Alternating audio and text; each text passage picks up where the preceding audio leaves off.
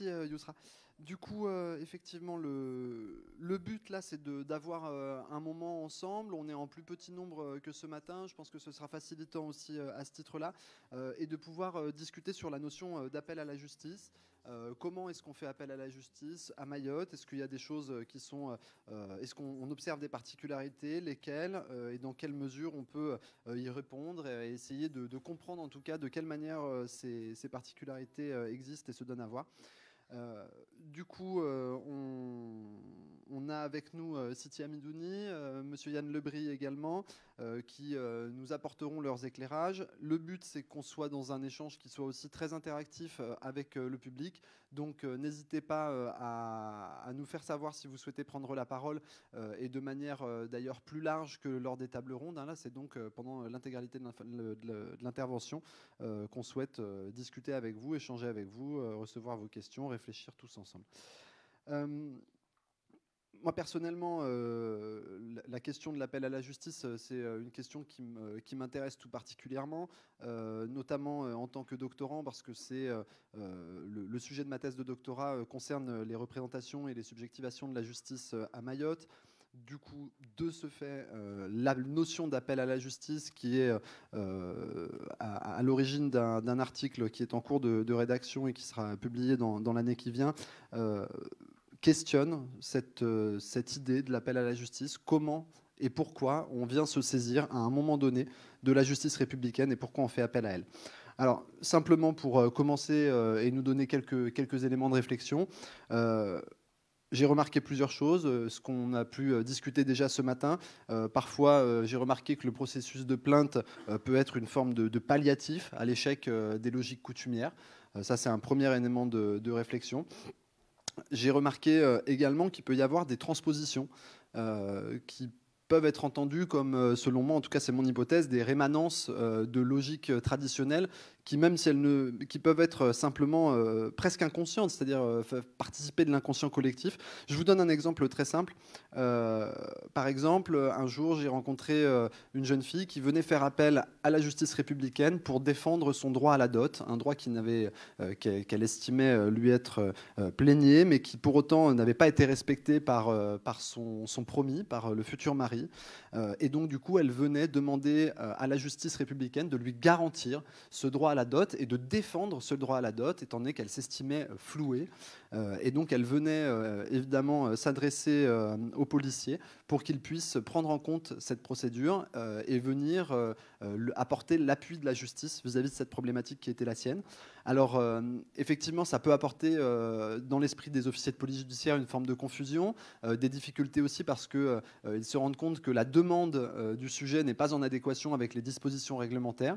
Donc, finalement, dans ce genre de situation, tout le monde est un petit peu en difficulté. La victime est un petit peu en difficulté parce qu'elle vient elle-même faire ce qu'on lui a appris. C'était une jeune fille qui avait 19 ou 20 ans. Donc elle apporte la réponse qu'on lui a dit qu'il convenait d'apporter, c'est-à-dire faire appel à la justice républicaine, mais à la fois sur des logiques qui n'appartiennent pas au droit républicain. Donc une forme, quelque part, de ce que j'appelle de transposition. Et qui mettait à mal en quelque sorte à la fois la victime elle-même parce qu'elle comprenait bien qu'il n'y avait pas une réception favorable de la part des officiers de police judiciaire et à la fois les officiers de police judiciaire eux-mêmes qui étaient en difficulté parce qu'ils n'avaient pas de soubassement réglementaire pour qualifier quelque infraction que ce soit, étant donné que ce n'était pas un droit qui va au-delà de la coutume.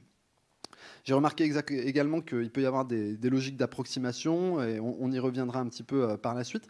Mais est-ce que déjà, comme ça, au débeauté, monsieur le procureur, est-ce qu'il y a comme ça des phénomènes de transposition des modalités d'appel à la justice qui ont pu vous surprendre, vous étonner, et sur lesquels vous auriez envie de nous donner votre avis ?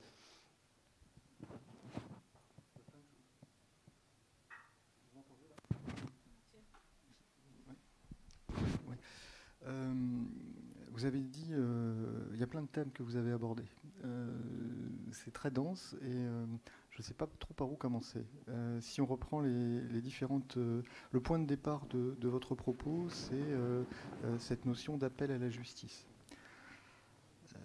Pour ma part, et je parle sous le contrôle de l'un de mes collègues qui est ici, et si on reste sur le thème des mineurs, hein, pas de l'appel à la justice au sens large, parce que je crois que mon propos doit être un peu circonscrit à la justice des mineurs. J'ai le sentiment, et c'est un sentiment, là encore, je vois qu'il y a aussi des professionnels du droit côté victime qui sont aussi présents avec des avocats. En premier niveau, c'est-à-dire le début de l'information, je n'ai pas le sentiment qu'on fasse un appel à la justice. Voilà. Pour les affaires de nature sexuelle dont les mineurs sont les victimes, le plus souvent, ce n'est pas la victime elle-même qui sollicite la justice, c'est une institution qui va faire un signalement pour informer l'institution judiciaire de ce qu'il y a une situation anormale, délictuelle ou criminelle.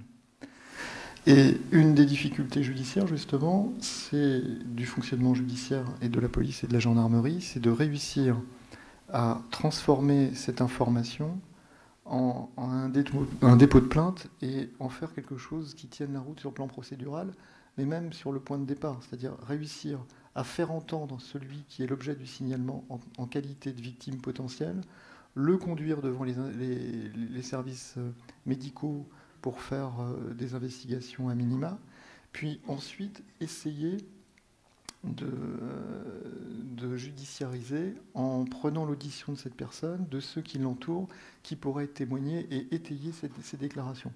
Donc, le plus souvent, on n'a pas de demande au départ de demande de justice. C'est la justice qui finalement se saisit et est une forme de contrainte, même par rapport à la victime, qui n'a pas toujours envie de participer. Alors, je ne veux pas être dans la généralisation, parce qu'il y a des situations où vous avez des victimes qui se présentent.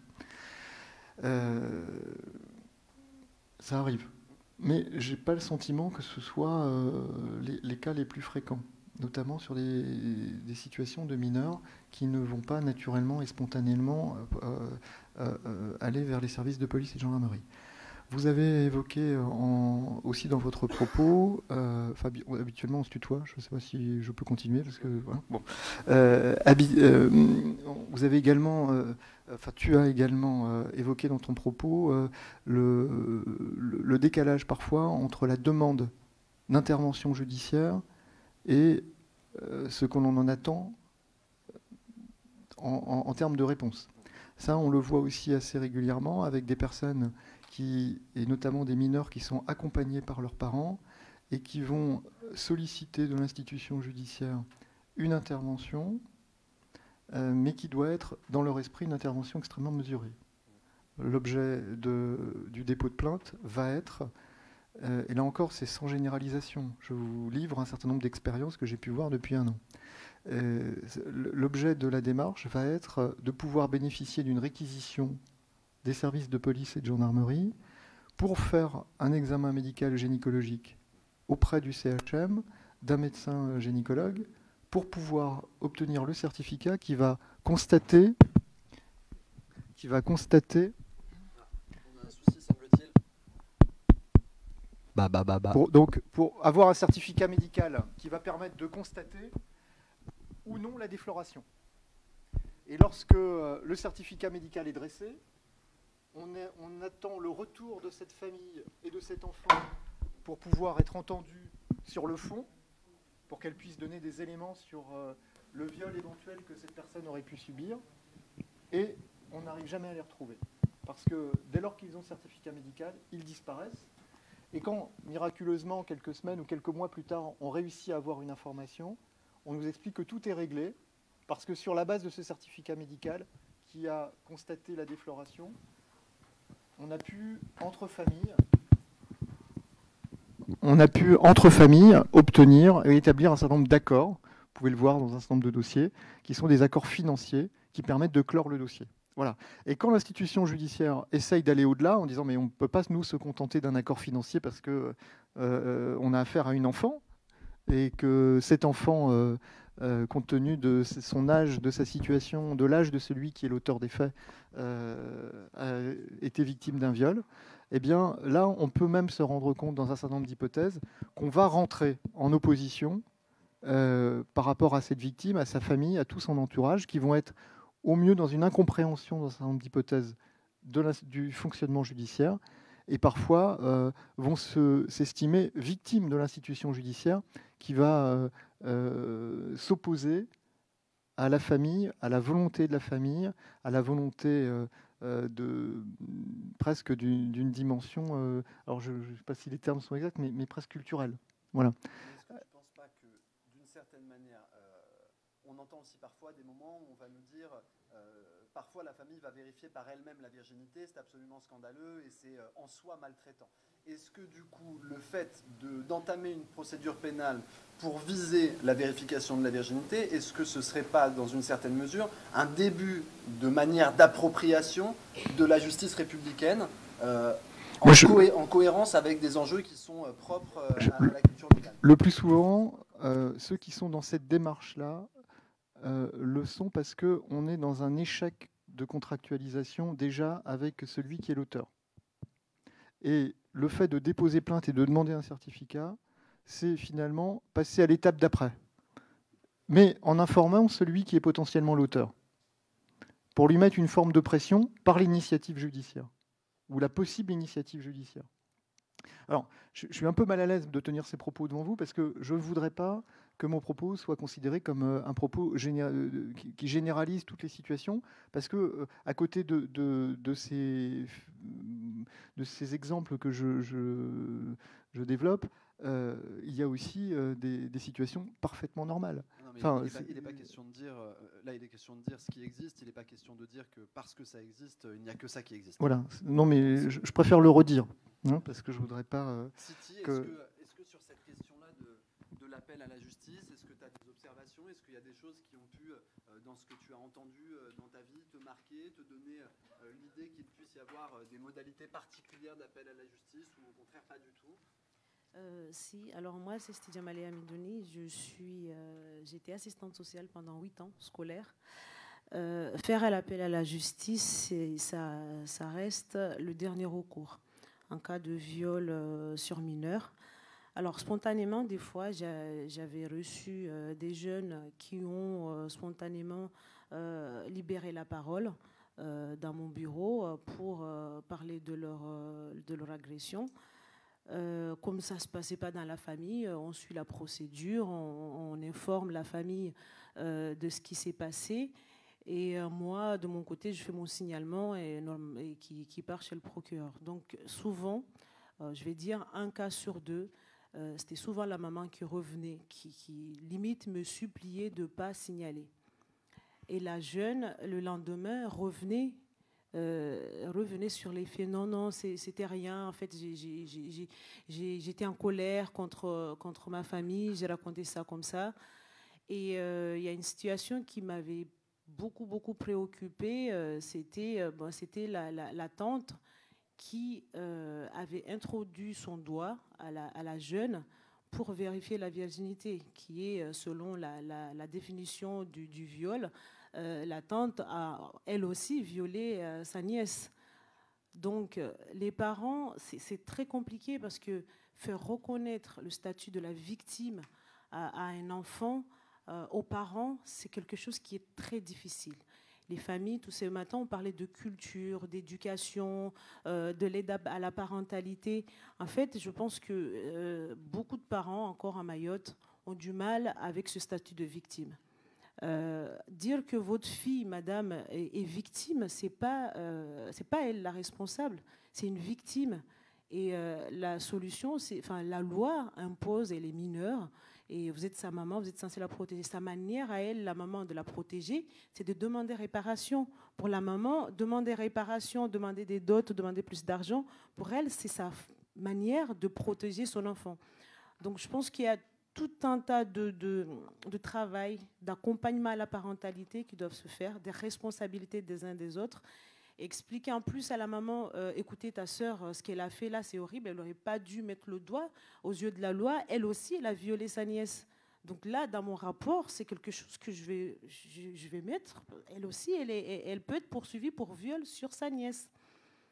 Donc c'est vrai que vraiment faire appel aujourd'hui, comme le dit monsieur le procureur, c'est qu'il y a eu déjà des tentatives qui ont échoué. Quand on arrive à la justice, c'est le dernier recours. Quand c'est le premier, souvent, comme vous disiez tout à l'heure, ce sont les professionnels qui font appel. Donc nous, quand on reçoit en tant que professionnel, bien évidemment, on transmet, mais c'est extrêmement difficile parce que les jeunes, une fois sur deux, reviennent sur leurs propos. Okay. Merci, Siti. Est-ce qu'à ce stade, est-ce qu'il y a des personnes qui souhaitent prendre la parole, hein, le but vraiment là de ce temps, c'est aussi de vous permettre à toutes et tous de poser des questions. Pour le coup, parfois, on peut ne pas avoir nécessairement dans son quotidien l'opportunité de poser des questions à une personne qui a eu tel ou tel métier, etc., qui a telle ou telle connaissance du territoire. S'il y a quelqu'un qui d'ores et déjà veut s'exprimer, qu'il soit bienvenu.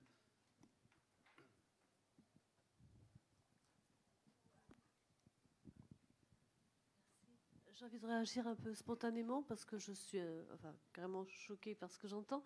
C'était l'interprétation du sens, le doigt que l'on met dans le vagin de la jeune fille pour vérifier sa virginité ou pas, que ce soit traduit par une agression sexuelle, alors que dans votre culture, ça ne l'est pas. Je ne vois pas pourquoi les choses ne gardent pas leur sens dans le contexte précis de Mayotte. C'est la première chose. Ensuite, je vous entends dire que le statut de victime n'est pas une chose acceptée dans la société mahoraise. Est-ce qu'on souhaiterait plutôt voir la personne coupable? Alors, ce matin, c'était la question que j'avais aussi. Est-ce qu'il arrive à Mayotte qu'au lieu d'avoir un statut de victime, la jeune fille violée soit transformée en coupable? C'est ce qui arrive en France métropolitaine, où l'on dit bien souvent à la jeune fille, tu l'as bien cherché, regarde comment tu es habillée. Est-ce que c'est une attitude qu'on trouve aussi à Mayotte? Voilà, c'est de statut de victime ou de coupable, et puis cette glissement sur le sens des choses qui devraient garder leur sens dans leur contexte. Ok, merci. Alors donc, si je résume, il y a deux questions. Ce que je propose, c'est que Yann, tu répondes à la première question, si ça te convient, sur la question, finalement, si je comprends bien votre propos, d'une éventuelle mise en adéquation du droit républicain sur un territoire et avec ses spécificités locales, si je comprends bien votre question. Et par ailleurs, une autre question sur le statut de victime ou non. Et là, je laisserai Siti répondre par la suite.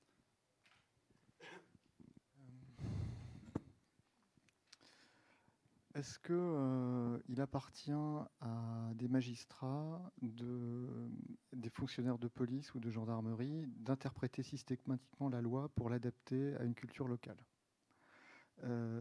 Et quelle est la limite?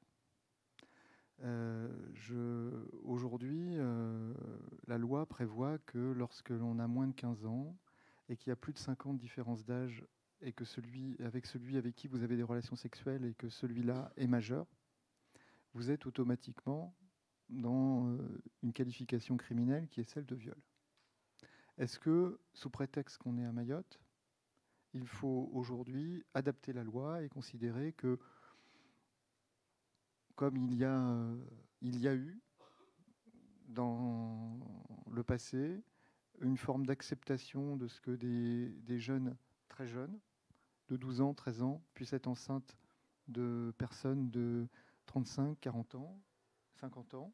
Est-ce qu'il faut considérer aujourd'hui qu'on doit continuer à ne pas dire que c'est interdit au motif que culturellement ça a déjà existé? Est-ce que c'est au procureur de la République de le faire? Est-ce que c'est au procureur de la République de le dire? Moi, je ne suis qu'un serviteur de la loi. Et on me dit qu'à Mayotte, qui est un département français, la loi s'applique comme dans le reste de la métropole. Et moi, je ne veux pas... je comprends votre préoccupation, mais moi, mon souci aujourd'hui, c'est de faire que la loi de la République s'applique à Mayotte comme ailleurs. Alors, si demain, une petite fille vient déposer plainte ou que son père vient déposer plainte avec cette petite fille en me disant « sa tante l'a violée parce qu'elle a introduit son doigt dans le vagin de cette petite fille » et que cette petite fille est extrêmement choquée, parce que c'est aussi une réalité de cette petite fille qui est extrêmement choquée, moi je vais traiter, ou peut être extrêmement choquée, je vais traiter cette situation comme je l'aurais traité en métropole, sans tenir compte du fait que ce soit sa tante et que culturellement, il y avait habituellement une autorisation, entre guillemets, parce que je ne sais pas si elle existe, de faire des introductions digitales dans le sexe de sa nièce. Après, une fois que c'est traité et que la procédure est traitée comme si c'était un viol, on va, comme dans tous les dossiers, à Mayotte comme ailleurs, essayer de le traiter avec une forme de bon sens. Voilà. On va essayer d'adapter les choses au moment de l'enquête préliminaire, avec des expertises psychologiques qui vont nous permettre de mesurer l'impact des faits qui ont été commis sur cette petite. Parce que vous pouvez avoir des situations qui sont totalement différentes d'une gamine à l'autre. Et puis, on va essayer aussi de tenir compte du contexte familial, de l'attente qui est celle de la famille et celle de cette petite fille. Et à partir de là, même si l'infraction existe et potentiellement caractérisée, on va l'orienter différemment. On va passer dans le cadre d'une agression sexuelle. Et même en qualifiant d'agression sexuelle, on pourra trouver une réponse judiciaire qui ne soit pas forcément un passage à l'audience. Mais ça, on le fait dossier par dossier. Par contre, là où, à mon sens, il ne faut pas qu'on commence à transiger, c'est sur le principe même du fait que ce soit une infraction. Et puis, si je peux me permettre, le risque, c'est qu'en fait, à mon avis, dans ce que tu dis, il y a une chose qui est importante, c'est la question de placer le curseur. C'est-à-dire que sur la base de quels éléments culturels on travaille, imaginons, soyons fous, imaginons qu'on soit dans une volonté de mise en adéquation totale du fait judiciaire vis-à-vis du fait culturel. Partons de ce principe-là pour l'exercice. Mais comment on place le curseur? À quel moment on place le curseur? Sur quels éléments de culture on part du principe ou non qu'il faut poursuivre ou pas? Et c'est là où la difficulté, à mon avis, serait grande. La deuxième chose qui est importante, à mon avis, dans ce que tu dis, Yann, c'est la question du vécu subjectif. C'est-à-dire que la personne, là, si on reprend, pour filer l'exemple de City, cette petite fille, effectivement, elle va être soumise à un certain nombre d'expertises pour déterminer dans quelle mesure ce qu'elle a vécu a une incidence sur sa psyché. Et quelque part, je regretterais si toutefois cette jeune fille a subi un préjudice psychologique ou moral, je regretterais que sur des soubassements de volonté culturelle, on ne traite pas.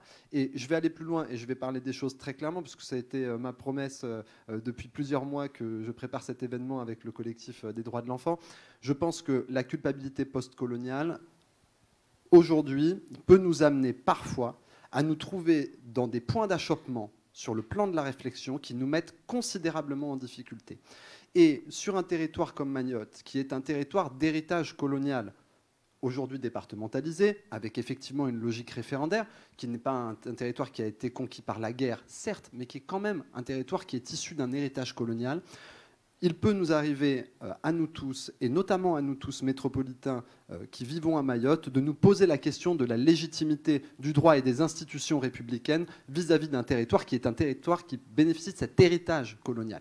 Et je pense que à la fois, il faut être effectivement très vigilant, et c'est là où je vous rejoins, madame, sur la question de la compréhension de la culture locale sur laquelle s'implantent les institutions républicaines. Effectivement, il faut que cette vigilance existe, mais il ne faut pas que la culpabilité postcoloniale devienne le motif d'une compréhension plénière de tout et n'importe quoi. Et c'est, à mon avis, là où il peut être très compliqué de placer le curseur, mais là où à la fois il est nécessaire que des personnes comme vous posent ces questions, soulèvent ces questions, et qu'à la fois des serviteurs de l'État viennent rappeler la règle, et a fortiori lorsque cette règle a émané d'une mise en adéquation avec le droit commun qui a été demandé par le peuple mahorais.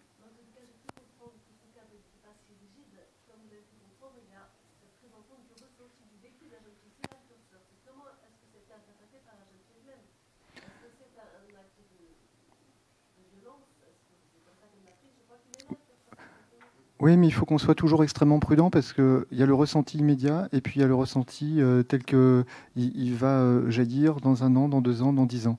Moi, je peux vous donner des exemples. Par exemple, j'ai en mémoire une situation où vous aviez un couple recomposé. Pas forcément à Mayotte, mais la situation peut se retrouver de la même manière. Un couple recomposé avec des enfants de chaque fratrie.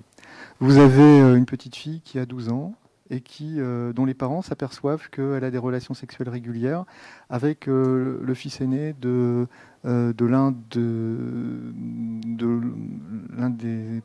l'autre conjoint. du beau-père qui, à l'époque, a 18 ans. 12 ans, 18 ans, voilà. Et puis, même si les parents sont choqués, même si les parents essayent d'intervenir, ces relations sexuelles entre les deux enfants vont durer pendant 3 ans ou 4 ans. Et de Garlas, et peut-être parce qu'il ne mesure pas l'impact sur cette gamine de la situation, ils vont presque accompagner ce qu'ils pensent être une relation parfaitement amoureuse entre cette petite fille et ce garçon. Et puis finalement, 10 ans plus tard, cette gamine, elle a 24, 25 ans, et elle explose. Et elle explique à ses parents que c'est un scandale. Parce que pendant 6 ans, elle a été violée par ce beau-fils. Et qu'à aucun moment, ils ne lui ont simplement demandé si elle était d'accord. Voilà. Alors moi, je rajouterai un point par rapport à ça. C'est la question aussi de l'âge. Et après, je proposerai à Siti de nous donner ses observations là-dessus. Je pense que les psychologues dans la salle ne me dédiront pas. Il y a certaines périodes du développement où les questions de nature sexuelle n'ont pas autant d'impact sur le plan du vécu et sur le plan traumatique qu'elles n'auraient à d'autres âges de développement. Et typiquement, on peut observer ce que moi j'appelle des relectures traumatiques, et notamment au moment de l'accès aux représentations secondaires, c'est-à-dire, pour faire très simple, jeune fille 8-9 ans qui, par exemple, se voit introduire un doigt dans le vagin pour vérifier sa virginité. Peut-être que sur le coup, quand moi je vais la rencontrer à cet instant T, peut-être qu'effectivement, je vais, en conclusion de mon rapport, dire en fait, il n'y a pas à ce stade d'impact traumatique. En revanche, je vais toujours finir par une autre phrase qui est qu'il est tout à fait possible qu'il y ait des complications ultérieures, et notamment au moment de l'accès aux représentations secondaires, c'est-à-dire aux représentations qui sont au-delà de la famille. Parce que, vous le savez tous, quand on a 8 ans, ce qu'on vit est toujours normal. Parce qu'on ne connaît que ça, et qu'on n'a pas nécessairement accès aux représentations du groupe plus large. Et quand arrivent les représentations secondaires, donc celles qui sont plus largement partagées par la société, la jeune fille arrive au collège, elle commence à avoir des sensibilisations sur la question de la sexualité, sur la question de l'intégrité du corps propre, sur la question des violences sexuelles de manière plus large, sur l'affectivité, etc. Et là, petit à petit, elle se dit, mais en fait, ok, moi je m'étais dit que c'était pas bizarre, que c'était pas grave, ça m'a pas apporté de souffrance. Et en fait, c'est ce constat-là qui apporte de la souffrance, qui apporte plus encore que de la souffrance du trouble, parce que cette petite fille pourrait tout à fait être en mesure de se dire comment ai-je pu passer à côté du fait que ce que j'ai vécu était une violence, alors même qu'aujourd'hui toute la société me dit que c'en était une. Et ce constat-là, cette relecture post-traumatique, c'est un terme à moi, hein, je baragouine comme je peux, cette relecture post-traumatique peut avoir une incidence extrêmement délétère sur la psyché et durant des années extrêmement longues. Siti, tes observations sur cette question-là? Alors, placer certaines choses derrière la culture. Moi, je suis mahoraise, un natif de Mayotte. J'ai vécu toute ma vie à Mayotte. Et quand il y a de la souffrance, parce qu'aujourd'hui, on est là pour parler, comprendre et agir. Quand on accompagne des jeunes qui sont en souffrance, parce qu'ils ont vécu des violences sexuelles, même si c'est quelqu'un de la famille.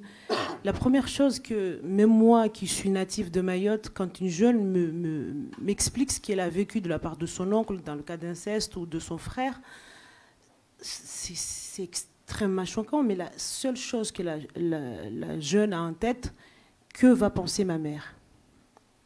Que va penser ma mère? Donc, même la victime elle-même, elle ne se rend pas compte de son statut de victime. Tellement il y a eu une éducation sur tout ce qu'on a parlé ce matin, la culture, les valeurs, l'honneur de la famille, tout ça, que depuis que tu es né, on n'entend que ça. L'honneur, si tu fais ça, on n'entend que des interdits. Ne pas coucher, la Vierge, on n'entend que ça. Et quand elle est violée, pour elle, c'est de sa faute.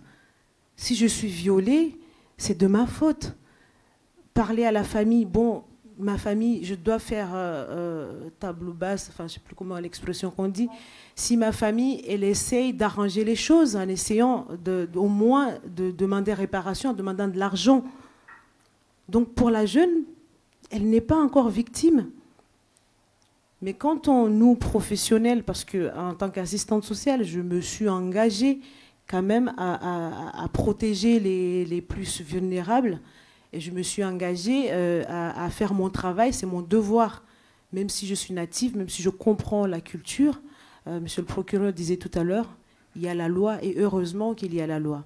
Parce que grâce à la loi, cela permet aux jeunes filles de se dire, et aux jeunes garçons également, que ce n'est pas normal. Cela permet à ces jeunes filles d'aller voir des professionnels, d'aller voir des associations et se construire. Ce matin, on parlait de construction de nos enfants. Il faut que nos enfants se construisent sainement. Et on ne peut pas continuer à penser à cette culture en disant qu'il y a un curseur. Il n'y a pas de curseur dans les violences sexuelles. Quand il y a violence sexuelle, c'est violence sexuelle. Et puis le risque aussi, c'est d'oublier le contexte mondialisé dans lequel se trouvent aussi ces enfants-là.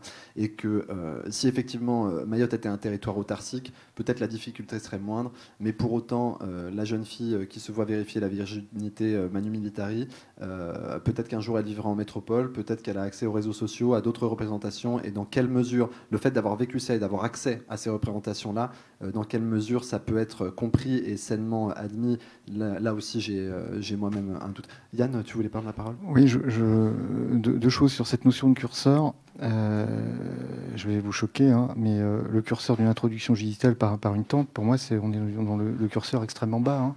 On est au plus bas. Hein. Pour moi, il n'y en a pas. Non, mais je vous dis, par rapport à tout ce que je peux voir, je suis tellement dans le bas là, du spectre. Ouais. Voilà. Mais cette notion de curseur, moi, je l'entends à longueur de journée par des médecins qui me disent simplement cette petite, elle est enceinte de 12 ans, ou par l'éducation nationale, qui m'annonce que des gamines de 11 ans sont enceintes, ou de 12 ans. Voilà. Et on n'en est pas là. Et là, on me dit encore culturel. Et voilà. Où est-ce qu'on place le curseur ? C'est chacun qui place son curseur. Voilà, il n'y a qu'un curseur, c'est le curseur de la loi. Et tant qu'on n'aura pas enfin compris que le curseur, c'est le curseur de la loi, on va multiplier chacun ses curseurs pour se déresponsabiliser et pas prendre ses responsabilités par rapport à ces situations. Voilà. Moi, c'est mon sentiment. Qu'on informe, qu'on signale, qu'on transmette au service de police et de justice. Après, on gérera avec humanité, en faisant un tour de la situation entre professionnels du droit. Et quand je dis professionnels du droit, je le dis au sens large. Au sens large. C'est pas uniquement les magistrats dans leur coin en concertation avec un policier et un gendarme. C'est avec les associations de victimes qui vont pouvoir faire un travail avec les victimes, avec les avocats qui sont présents et qui reçoivent les clients une fois, deux fois, trois fois, le temps qu'il faudra pour que leur parole soit libérée et que l'avocat qui va porter la voix de cette victime puisse nous dire vraiment ce qu'elle attend. Mais on peut pas, on en est au point de départ là, le signalement, dire les choses pour que on sorte du huis clos et qu'on puisse enfin avancer. On en est juste à ce stade-là, sortir du huis clos. Et si chacun, on se dit, attention, culturellement, il faut faire attention, parce qu'on est dans une culture, alors le curseur, là, il va falloir qu'on le module plus bas, parce qu'on est à Mayotte, ou c'est des gens qui viennent des Comores, ou c'est des gens qui viennent d'en Afrique, de tel ou tel pays, et dans ce pays-là, c'est encore plus bas, mais on ne va pas s'en sortir. Voilà.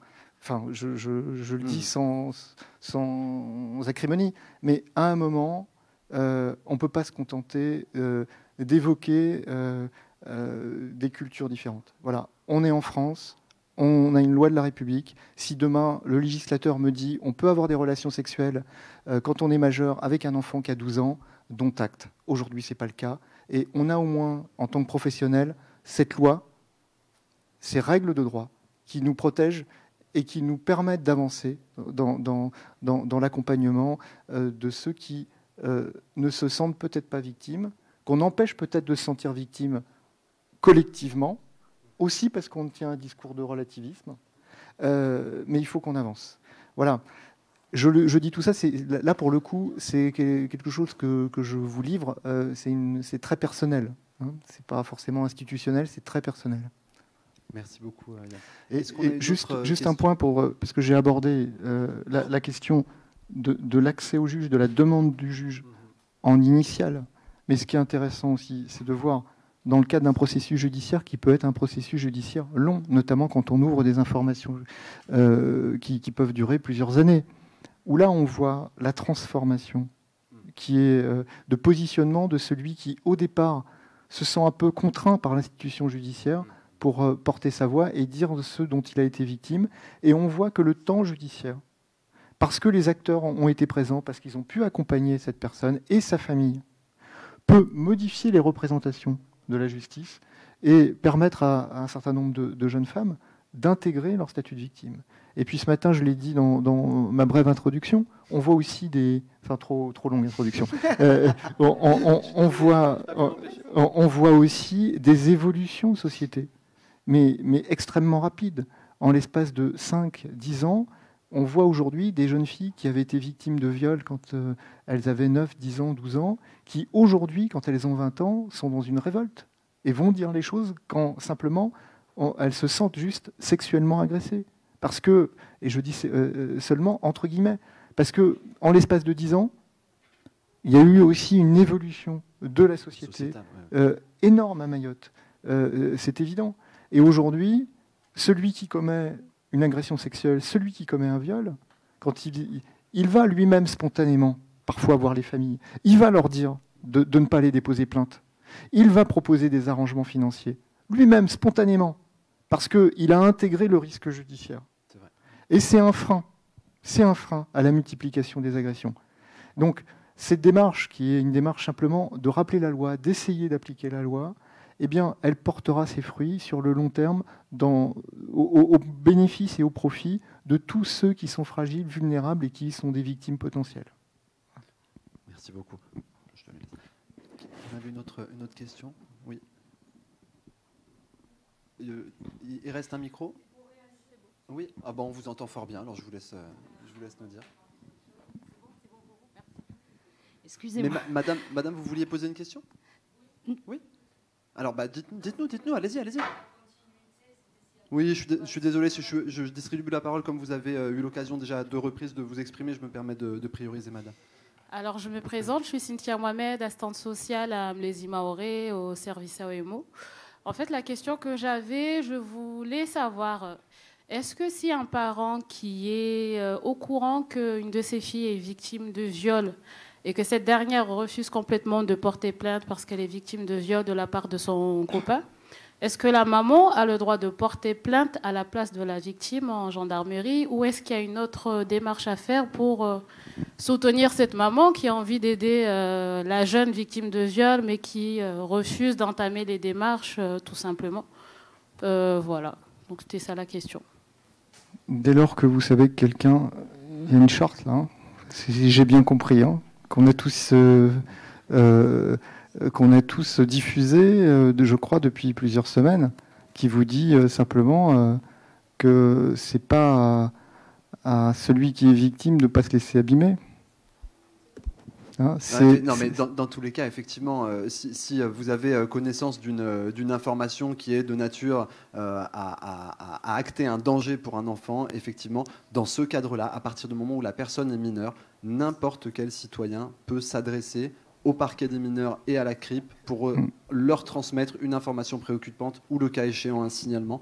Et effectivement, ça, il appartient à chacun des citoyens de pouvoir faire une information préoccupante et à chacun des professionnels de pouvoir faire un signalement, évidemment. Une information a bien été faite au NUJ à ce niveau-là, mais c'est juste que là, par exemple, j'ai accompagné la maman pensant qu'elle pouvait porter plainte, bien que la jeune, au début, était d'accord et finalement, elle n'est plus d'accord. Quel âge elle a, la jeune, madame ? 16 ans.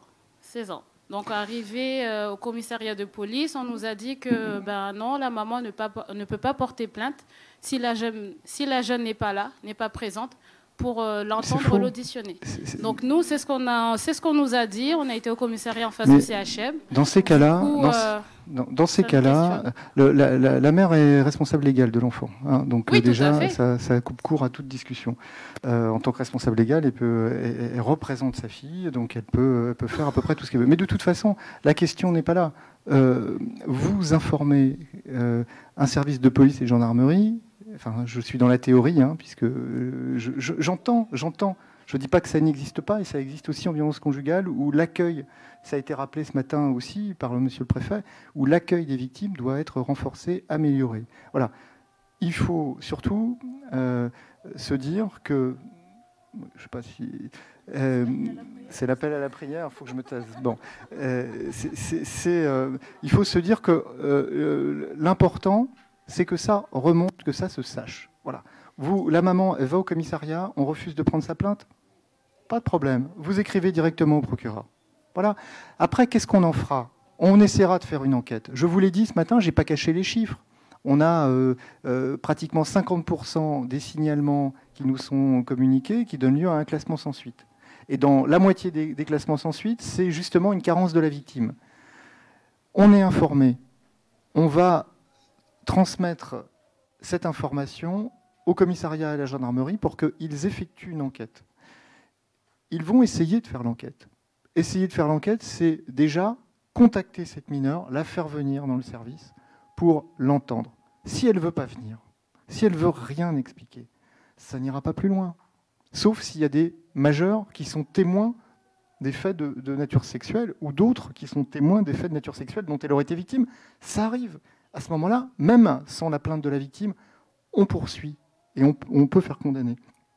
Mais si c'est, comme dans la plupart des cas, le huis clos de l'agresseur et de l'agressé, et que l'agressé ne veut absolument rien dire, on ne pourra pas développer judiciairement cette procédure.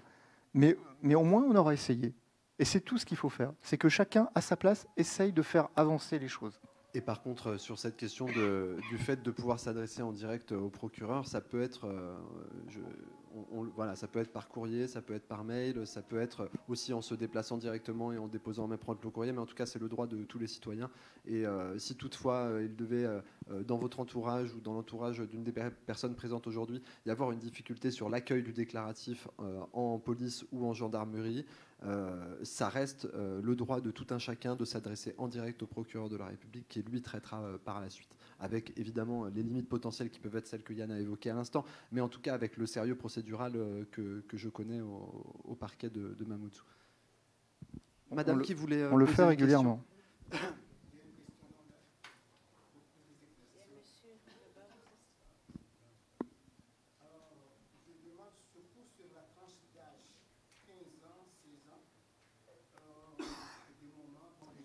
Se déclarer d'émancipation. Alors, il se peut que c'est une émancipation abusive qui était vraiment initiée par le violeur ou je ne sais pas quoi.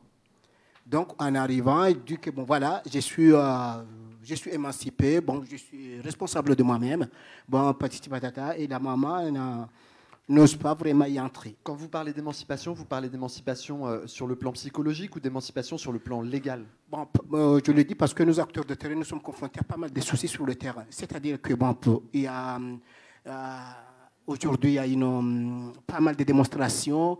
Tu as 15 ans, tu as 16 ans, tu es émancipé, c'était consenti, c'était comme ça. Et alors que c'est pas vraiment la réalité, mais c'était une manière à manipuler plus le mineur.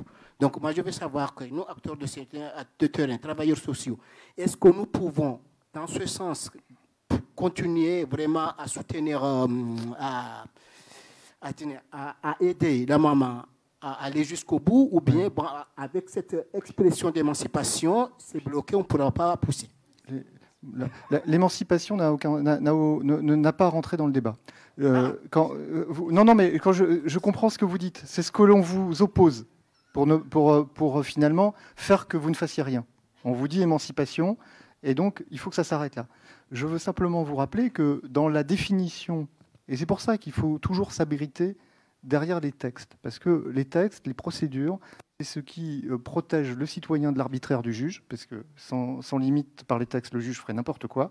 Mais en même temps, c'est aussi quelque chose qui permet aux citoyens de savoir ce qu'on peut reprocher à l'autre. Or, l'émancipation, le fait d'être émancipé ou pas, ce n'est pas un critère qui permet de définir si on est victime d'une agression sexuelle ou d'un viol. Le viol, c'est la pénétration sans le consentement. Voilà, en résumé.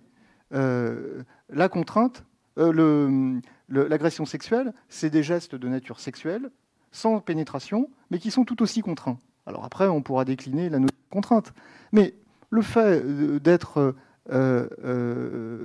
émancipé, c'est-à-dire d'être dans une forme de liberté, que ce soit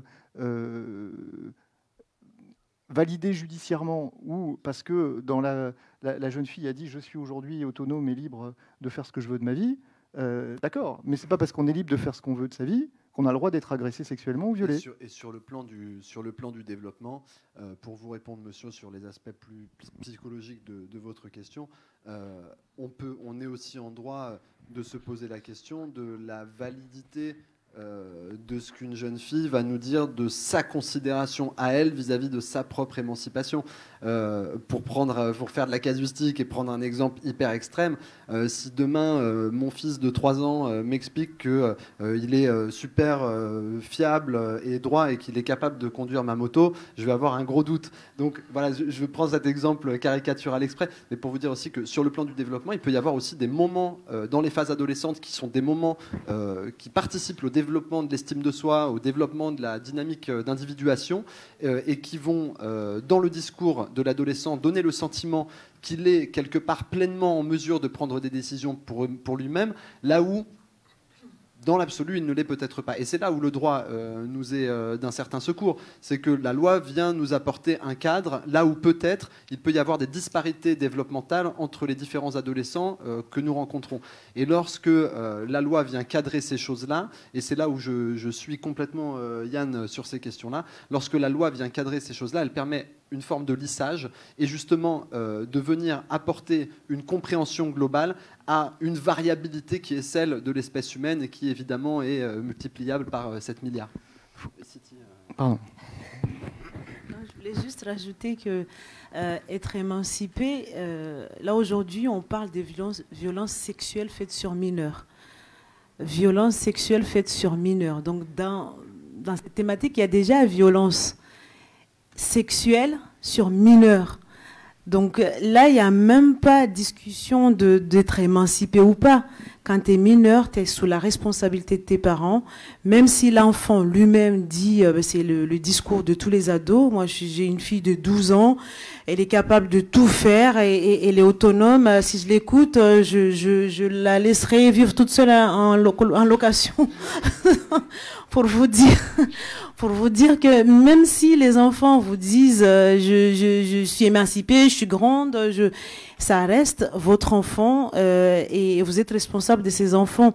Et quand on parle de violence sexuelle, que ça soit sur mineurs ou sur adultes, ça reste violence sexuelle. Et la loi, moi je reviens toujours sur la loi, elle est bien faite, elle a été améliorée ces dernières années, notamment sur les mineurs, justement pour répondre à certaines opacités, parce que il y avait la notion de consentement, il y avait la notion de relation entre mineurs, il y avait beaucoup de situations qui étaient assez opaques.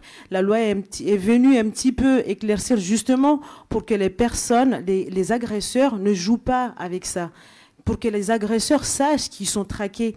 Tout à l'heure, la collègue AS, assistante sociale, évoquait le fait que la maman veut aider sa fille, mais sa fille ne veut pas. Rien n'empêche. Aujourd'hui, monsieur le procureur l'a rappelé, il y a la charte. On est tous responsables. C'est notre démarche de ce collectif, la démarche de ce colloque, justement, c'est pour sensibiliser. C'est pour nous sensibiliser, nous adultes, que ce soit nos enfants, les enfants des autres, mais c'est nous responsabiliser tous auprès de ces enfants. Ces enfants, c'est la société mahoraise. À Mayotte, la moyenne d'âge, elle est à 17 ans et demi. La moitié de la population a 17 ans et demi. Donc, on a autour de nous, nous sommes quasiment tous des professionnels qui exerçons autour des enfants. Quasiment sur tout le long de la journée, on a affaire à des enfants. Donc, il faut qu'on soit vigilants, tous. Il faut qu'on soit bienveillants et qu'on ne joue pas avec la loi sur la limite. Quand on constate une infraction, on est tous responsables. Il faut la dénoncer. Tout est ouvert, toutes les portes sont ouvertes. N'importe qui peut s'adresser au procureur directement. En tout cas, le mot agir, parler, comprendre et agir, ça veut tout dire.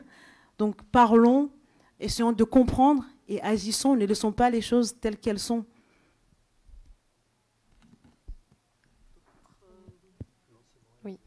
Ça fonctionne. Bonjour, je m'appelle Mathilde, je travaille aussi à Mlésie Maoré.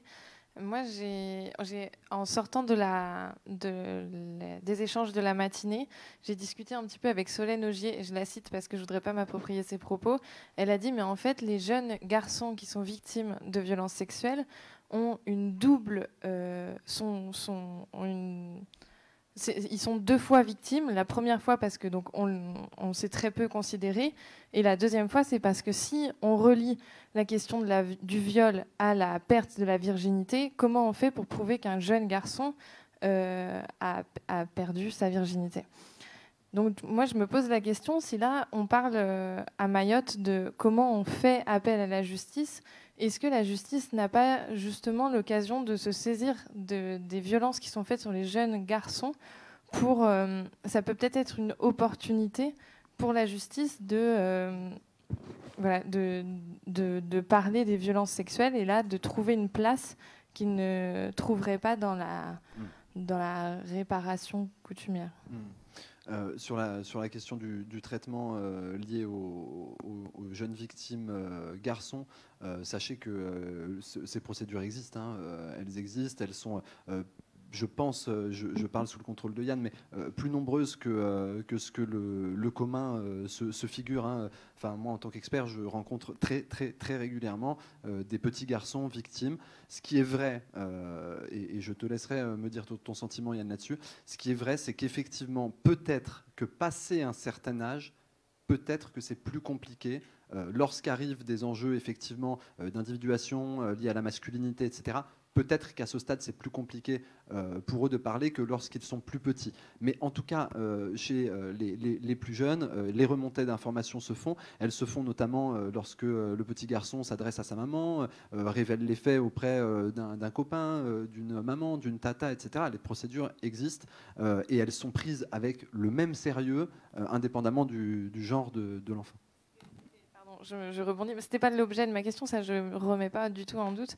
Mais ma question c'était, est-ce que la justice n'a pas justement une opportunité vis-à-vis des violences faites sur les jeunes garçons mineurs de montrer que là, vu qu'il y aurait, alors à ma connaissance, pas de réparation possible de façon traditionnelle, est-ce que ce ne serait pas par le biais républicain que ce serait possible? Mais je vais vous répondre un peu durement, mais moi, je ne veux pas entendre parler de réparation traditionnelle.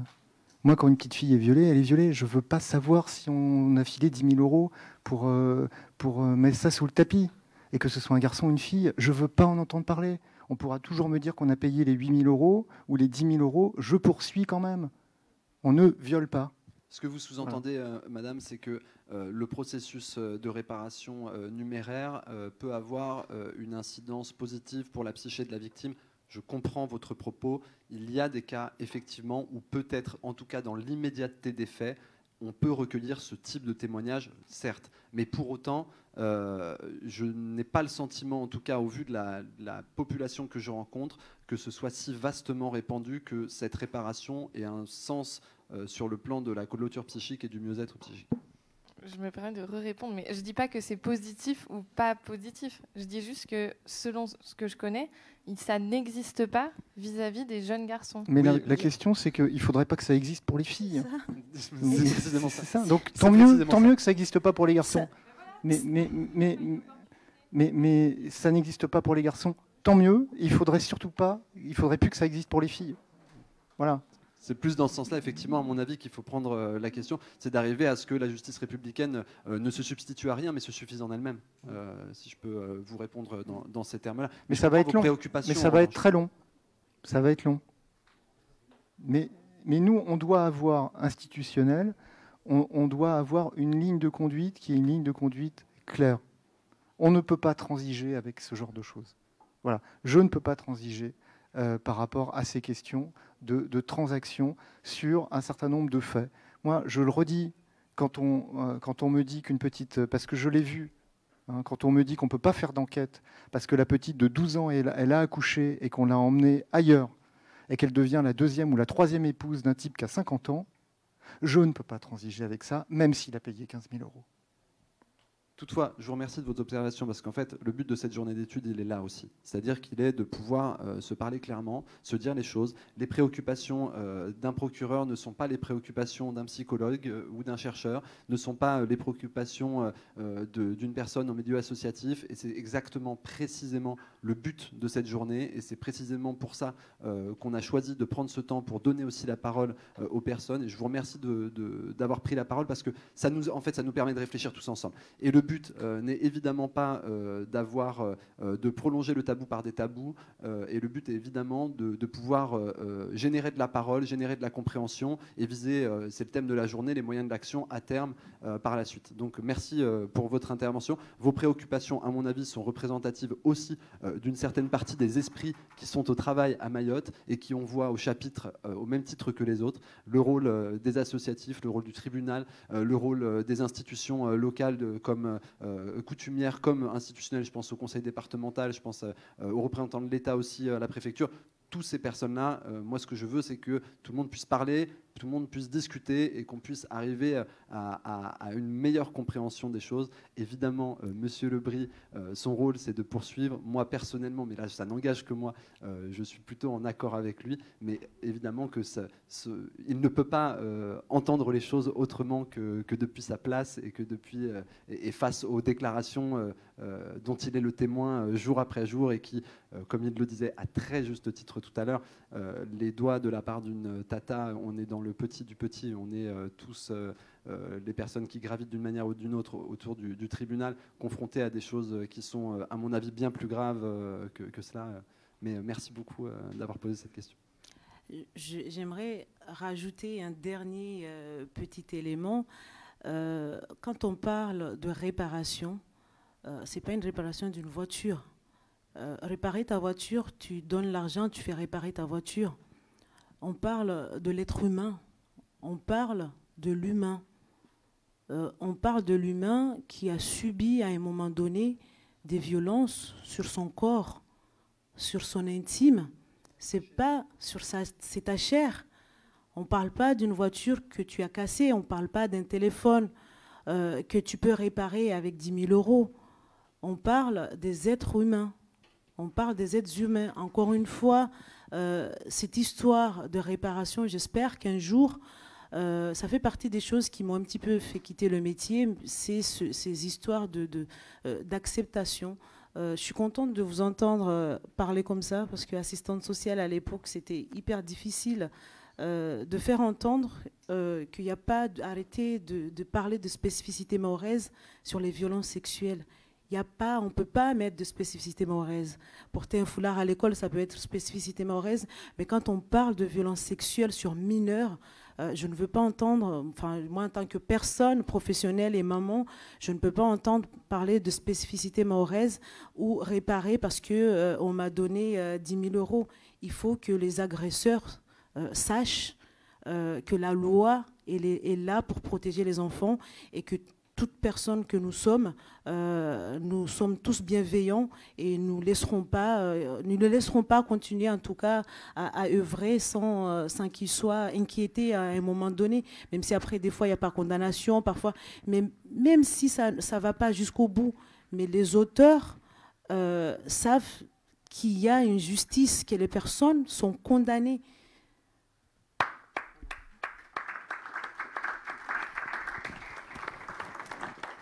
Merci beaucoup, Siti, pour ce mot de la fin sur cette partie. On va passer à la deuxième table ronde pour essayer de clore un peu cette journée. Oui. Il y avait un mot ? On finit. C'est juste pour rajouter un petit quelque chose à ce qu'a dit Siti. On parle de, parce que moi aussi je l'entends beaucoup, on parle de réparation, sauf que c'est des sous. Les sous, on l'utilise. Voilà, à un moment donné, on n'en a plus.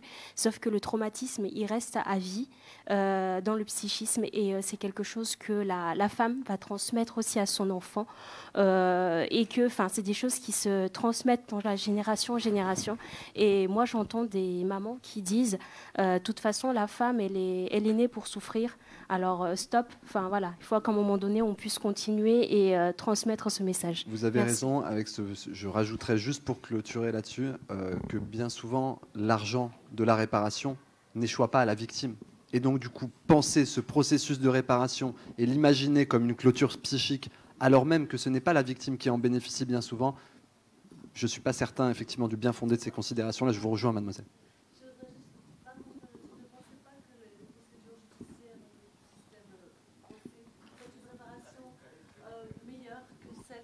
Ce n'est pas du tout le propos. Non, non, oui, non, c'est mais pas je du voulais tout le juste propos, parce madame. qu'on avait l'air de mettre le temps en balance. Je vous assure que c'était des dégâts terrifiants. De l'autre côté aussi. Voilà, simplement, je ne sais pas s'il y a une solution possible dans ce monde où tout est chaotique, quoi qu'il en soit. Vous savez, madame, je vais juste aller dans votre sens. Quand j'étais, il y a quelques années, à l'École nationale de la magistrature, parmi les premiers cours que j'ai eus, il y avait un enseignant qui nous disait « Bienvenue dans cette école de la magistrature, on va essayer de vous apprendre à faire le moins de dégâts possible. » Quand vous arrivez là, vous vous demandez pourquoi il nous dit ça. Hein. Après, je commence à comprendre, après 15 ans d'expérience aujourd'hui en tant que magistrat et au parquet, on fait du dégât. On fait du dégât. On fait du dégât dans toutes les solutions, dans toutes les situations individuelles, en poursuivant des gens qui vont être condamnés lourdement et cette condamnation va le faire souffrir, elle va faire souffrir son périmètre familial proche, parfois un peu plus éloigné, ne va pas forcément satisfaire dans l'immédiat la victime. Pour autant, il faut avoir une vision qui est une vision de société, parce que la peine, quand elle est prononcée, et la poursuite et la sanction, elle a une triple valeur. Elle a une valeur d'abord pour la victime, qui a besoin d'être reconnue souvent comme une victime, et s'il n'y a pas de sanction, s'il n'y a pas de poursuite, elle n'est pas reconnue comme une victime, et elle en souffre. Deuxième, alors tout est à moduler, je pourrais faire une dissertation d'1 heure sur chacun de ces thèmes. Deuxième élément, il n'est pas pour rien. C'est une réponse pour celui qui a commis les faits. Parce qu'on parle beaucoup de la victime, mais on est deux, agresseur-agressé, et il faut aussi que la sanction, la poursuite, elle apporte quelque chose à celui qui a commis. C'est le grand absent, aujourd'hui on n'en a pas parlé. Mais celui qui a commis, la transition est toute trouvée, celui qui a commis, par la sanction, par la poursuite, peut-être on évitera une récidive, parce qu'il aura compris l'interdit, ça évitera d'autres victimes. Et puis, il y a la réponse de la société au sens large. Vous devenez, par la condamnation dont vous avez fait l'objet, une forme de modèle de société. Vous savez que si vous, alors que vous, jusqu'à présent, vous n'avez rien fait, et que vous faites comme le voisin, eh ben, vous pouvez partir en prison pour de longues années, et c'est ce qui permet aussi de réguler socialement. Alors, oui, je suis d'accord avec vous, chaque dossier individuel, chaque situation individuelle, la réponse judiciaire, elle ne va pas forcément effacer toutes les douleurs. Je pense même que, s'agissant des viols, elle ne l'effacera jamais. Mais pour autant, elle a cette vertu, ces vertus globales, et un peu individuelles tout de même, pour la victime et l'auteur. Voilà. Il faut rester un peu positif et optimiste, parce que sinon, si tout ce qu'on fait ne sert à rien, on rejoint la cohorte de tous ceux qui, finalement, sont dans une forme de déresponsabilisation collective et n'avancent plus, ne font plus rien avancer. Là, aujourd'hui, et depuis des mois, on travaille, vous travaillez tous. J'avoue que je me suis greffé un peu tard, mais vous travaillez tous pour ça, pour que tous ceux qui soient en situation de faire avancer un tout petit peu les choses au quotidien le fassent. Et donc, il faut qu'on le fasse, même si on va faire un peu de dégâts. L'objectif est d'en faire le moins possible. Voilà. Merci beaucoup.